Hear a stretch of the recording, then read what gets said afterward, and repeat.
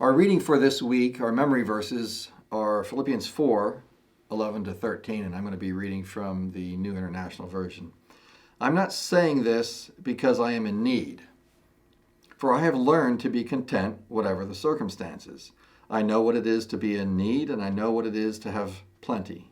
I have learned the secret of being content in any and every situation, whether well-fed or hungry, whether living in plenty or in want. I can do all this through him who gives me strength. So in order to understand the context of this passage, we need to go back actually to verse 10. And yes, this is about being content, and we're going to get to that. But what's the context in which Paul is writing these words to the church in Philippi? So he starts off here by saying, I'm not saying this because I'm in need. Well, in Verse 10, Paul actually says, I rejoice greatly in the Lord that at last you renewed your concern for me. Indeed, you were concerned, but you had no opportunity to show it.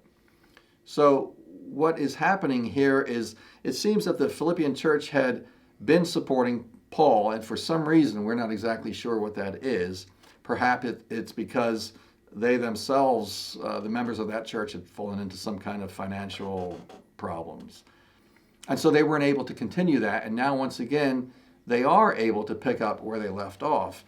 And Paul is grateful for that, and he's sharing his gratefulness to them. But he doesn't want to make it sound like, oh, good, I got your money again, and so that makes me happy. He wants them to know that, yes, he's grateful for what they're doing, but that he was okay and that he had learned to be content, even though they hadn't been providing that gift to them.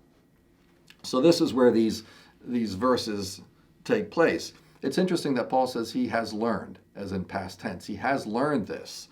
That implies that he had been taught this. He had been instructed. Well, what kind of schooling did Paul have? Well, this was his schooling. This was his education.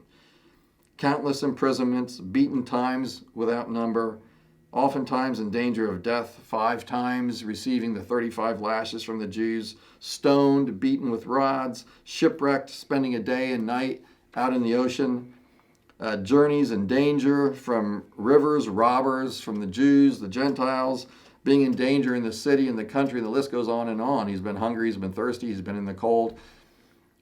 This is what he's experienced. So now he has learned to be content in these situations. He has achieved that.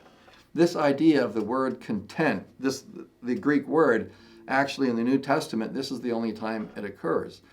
So we have to go into extra biblical literature to find out more of a context of what that's all about. And it means basically to be sufficient within oneself, to have no needing assistance, or to be completely adequate.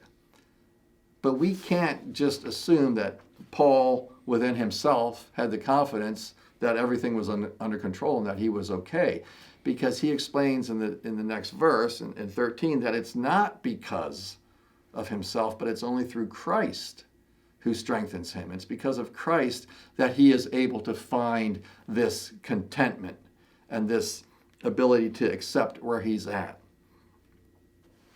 And so in the end of this verse, of this chapter, verses 18 and 19, Paul is responding to his gratefulness to the gift. And then he's mentioning also, he directs his attention to them. He says, I have received full payment and have more than enough. I am amply supplied now that I have received from Epaphroditus the gift from you.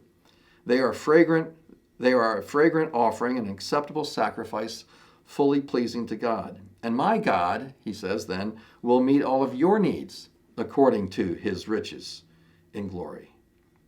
And so as we struggle, as we go through times where we think, oh, it'd be nice to have this, or, so-and-so has this, but I don't have it, and why isn't God allowing me to have this? I need to remember and keep my focus on God, that he has freely given me everything that I need. He alone knows what is right for me, and he will not at all deny me what is very, very best for my needs.